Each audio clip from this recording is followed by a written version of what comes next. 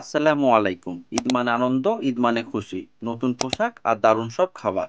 ঈদ মুসলমানদের জন্য এক নতুন আনন্দের বার্তা নিয়ে আসে, কারণ আমরা দীর্ঘ 1 মাস সিয়াম সাধনার পর এক পবিত্র ও আনন্দময় দিন পাই। কিন্তু আপনি কি জানেন এই ঈদের পিছনে রয়েছে কিছু মজার ও অবাক করা তথ্য?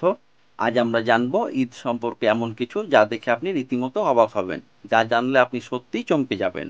ভিডিওটি একদম শেষ পর্যন্ত দেখুন, কারণ শেষে আছে এমন একটি তথ্য যা অনেকেই জানেন না। ঈদের চাঁদ দেখা নিয়ে বৈজ্ঞানিক হিসাব। আমরা সবাই জানি চাঁদ দেখা গেলে পরদিন ঈদ উদযাপন করা হয়, কিন্তু চাঁদ দেখা নিয়ে এত বিতর্ক কেন হয়? আসলে চাঁদ পৃথিবীর বিভিন্ন স্থানে আলাদা সময় দেখা যেতে পারে। বিজ্ঞানীরা এমন এক প্রযুক্তি তৈরি করেছেন যা বলে দিতে পারে চাঁদ কবে দেখা যাবে। এমনকি নাসা এবং বিভিন্ন জ্যোতির্বিজ্ঞানী অনেক আগেই এর হিসাব বের করতে পারেন। তাহলে প্রশ্ন হলো, আমরা বিজ্ঞান অনুযায়ী ঈদের দিন ঠিক করতে পারি না কেন? কমেন্টে আপনার মতামত জানাতে ভুলবেন না। আপনি কি জানেন ঈদ শব্দটি কোথা থেকে এসেছে? ঈদ শব্দটি এসেছে আরবি শব্দ আউদ থেকে, যার অর্থ পুনরাগমন বা বারবার ফিরে আসা। অর্থাৎ ঈদ প্রতি বছর ফিরে আসে এবং আমাদের জন্য খুশি ও আনন্দ বয়ে আনে। সালামি দেওয়ার ইতিহাস। ঈদে সালামি পাওয়া ছোটদের জন্য সবচেয়ে মজার ব্যাপার, কিন্তু এই সালামি দেওয়ার প্রচলন আসলো কোথা থেকে? ধারণা করা হয় সালামি দেওয়ার এই রীতি শুরু হয়েছিল পারস্য ও মোঘল আমলে। তখন রাজা বাদশারা বিশেষ উৎসবে তাদের পরিবার ও কর্মচারীদের সালামের বিনিময়ে উপহার দিতেন। ধীরে ধীরে এটি সাধারণ মানুষের মধ্যেও ছড়িয়ে পড়ে। তাহলে এবার ঈদে আপনি কত টাকা সালামি পাওয়ার আশা করছেন, কমেন্ট করে জানিয়ে দিতে পারেন। ঈদ উল ফিতরের ইতিহাস। ঈদ উল ফিতর পৃথিবীতে একেবারেই প্রথম থেকেই আসেনি, কিংবা উড়ে এসে জুড়ে বসেনি। ঈদ উল ফিতরের সূচনা ইসলামের প্রাথমিক যুগে মহানবী হযরত মুহাম্মদ সাল্লাল্লাহু আলাইহি ওয়াসাল্লামের সময়ে হয়। ইসলামের আগেও আরবরা বিভিন্ন ধরনের উৎসব পালন করত। যখন প্রিয় নবী মদিনায় হিজরত করেন, তখন তিনি দেখেন যে মদিনার লোকেরা দুইটি নির্দিষ্ট দিনে আনন্দ উৎসব পালন করছে। তখন প্রিয় নবী তাদের জিজ্ঞাসা করলেন, তোমরা কিসের জন্য আনন্দ করছো? তখন তারা উত্তর দেয়, আমরা জাহিলি যুগে দুদিন আনন্দ করতাম, তাই সে অনুযায়ী এটা পালন করি। তখন তিনি বলেন, আল্লাহ তোমাদের জন্য এর চেয়ে উত্তম 2 দিন নির্ধারণ করে দিয়েছেন, ঈদুল ফিতর ও ঈদুল আজহা। এরপর থেকেই ঈদুল ফিতর ইসলামী সংস্কৃতির অংশ হয়ে যায়। কালের বিবর্তনে ঈদুল ফিতর মুসলিম বিশ্ব জুড়ে বিভিন্ন ঐতিহ্য ও সংস্কৃতির সাথে মিশে যায়, তবে এর মূল চেতনা আজও অপরিবর্তিত রয়েছে। সবচেয়ে দীর্ঘ ঈদ উৎসব কোথায় হয় সেটা কি জানেন?